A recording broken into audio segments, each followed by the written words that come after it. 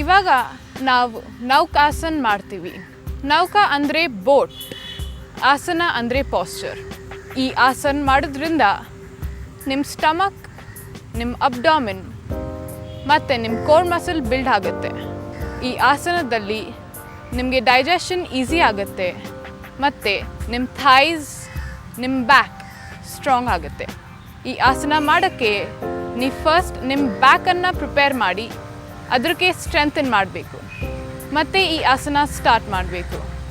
ಈ ಆಸನ ಮಾಡೋಕ್ಕೆ ನಿಮ್ಮ ಲೆಗ್ಸ್ನ ನೀವು ಸ್ಟ್ರೇಟ್ ಇಟ್ಬಿಟ್ಟು ಬ್ಯಾಕ್ನ ಸ್ವಲ್ಪ ಬೆಂಡ್ ಮಾಡಿ ಸ್ಲೋಲಿ ನಿಮ್ಮ ರೈಟ್ ಲೆಗ್ ಮತ್ತು ನಿಮ್ಮ ಲೆಫ್ಟ್ ಲೆಗ್ ಫ್ಲೋರಿಂದ ಲಿಫ್ಟ್ ಮಾಡಿಬಿಟ್ಟು ನಿಮ್ಮ ಕೈ ಮುಂದೆ ತಂದು